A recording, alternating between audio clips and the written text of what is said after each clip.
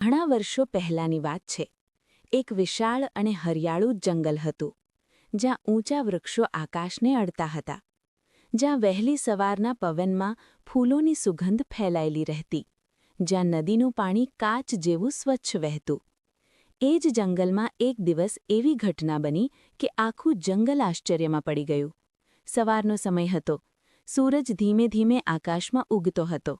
સોનેરી કિરણો તળાવના પાણી પર પડતા હતા. જંગલના પ્રાણીઓ પાણી પીવા માટે તળાવ પાસે ભેગા થયા હતા. અરે જુઓ જુઓ, આ શું આવી રહ્યું છે? દૂરથી એક આકાર દેખાતો હતો. જેમ જેમ તે નજીક આવતો ગયો, બધાની આંખો ફાટી ગઈ. અરે, આ તો ધીરુ ગધેડો છે. પણ આ સામાન્ય ધીરુ નહોતો. એના શરીર પર લાલ, લીલા, પીળા અને વાદળી રંગ છવાયેલા હતા. પૂંછડી ગુલાબી, કાન જાંબલી અને ગાલ પર ચમકદાર ચાંદી જેવો રંગ. એ તો જાણે ચાલતું ફરતું ઇન્દ્રધનુષ્ય લાગતું હતું. વીરરાજસિંહ ગંભીર અવાજમાં બોલ્યા. ધીરુ, આ શું હાલત બનાવી આવી છે તે? મહારાજ, હું નજીકના માણસોના ગામમાં ગયો હતો.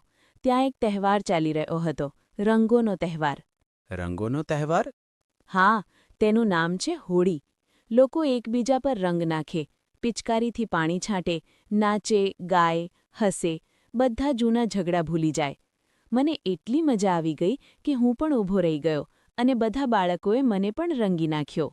ચંદન મોર ખુશ થઈ બોલ્યો, અરે વાહ, આવો તહેવાર તો આપણા જંગલમાં પણ હોવો જોઈએ. પણ હરણ વિચારમાં પડી ગયું. પણ આ તહેવાર શું શીખવે છે? ધીરુ શાંતિથી બોલ્યો. હોળી શીખવે છે જૂની દુશ્મનીને આગમાં સોંપી દેવી અને નવા રંગોથી મિત્રતા કરવી. વીરરાજસિંહે ગર્જના કરી, સાંભળો જંગલવાસીઓ, આવતા વર્ષે વસંત ઋતુમાં આપણે પણ રંગોત્સવ ઉજવીશું. પણ યાદ રાખજો, કોઈને નુકસાન ન થાય એવી રીતે. કોઈ કેમિકલવાળા રંગ નહીં, માત્ર પ્રાકૃતિક રંગ.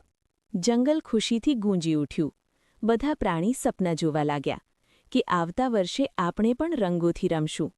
પણ બે આંખો લાલચથી ચમકી રહી હતી. એક તો હતો મીઠું પોપટ, બીજો હતો કાળુ કાગડો. મીઠું બોલ્યો, મિત્ર, આપણે રંગોની દુકાન ખોલી દઈએ તો? કાળુની આંખોમાં ચમક આવી. સાચું કહ્યું, આ જંગલમાં બીજી કોઈ દુકાન નહીં હોય, બધા અમારી પાસે જ આવશે. પણ મહારાજે કહ્યું હતું કે કેમિકલ નહીં. અરે, થોડું કેમિકલ ભેળવીશું તો રંગ વધુ ચમકશે. સસ્તામાં બનાવી મોંઘું વેચીશું. આ રીતે લાલચના બીજ વવાયા. સમય પસાર થયો. 1 વર્ષ વીતી ગયું.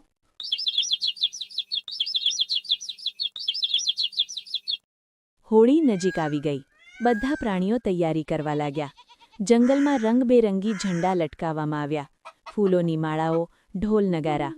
મીઠું અને કાલુએ પોતાની દુકાન ખૂબ સુંદર રીતે સજાવી. થાળીઓમાં લીલો, લાલ, પીળો, વાદળી રંગ સજાવ્યા. પણ લાલ રંગમાં તેમને સસ્તું કેમિકલ ભેળવી દીધું હતું. પિચકારીઓ પણ સસ્તી અને નકલી હતી. થોડી વારમાં ધીરુ ગધેડો આવ્યો. ભાઈ, 200 રૂપિયામાં બધા રંગ થોડા થોડા આપો ને.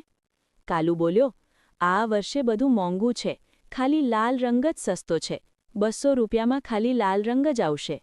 ધીરુ બોલ્યો, ચાલો એ જ આપો, અને એક પિચકારી. 90 રૂપિયાની પિચકારી. અરે, 50ની વસ્તુ 90 રૂપિયામાં? દુકાન અમારી છે, લેવું હોય તો લે, નહીં તો ચાલતી પકડ. પણ ધીરુ દુઃખી થઈ 290 રૂપિયાની વસ્તુ બાળકો માટે લઈ ગયો. થોડા સમય પછી ધીરુ ગુસ્સે પરત આવ્યો. મારા બચ્ચાના હાથ સૂજી ગયા, પિચકારી કામ નથી કરતી. મીઠું અને કાલુ હસવા લાગ્યા. પ્રૂફ છે? પણ આ બધું એક ચતુર શિયાળ દૂરથી જોઈ રહ્યો હતો. તેને સત્ય ખબર પડી.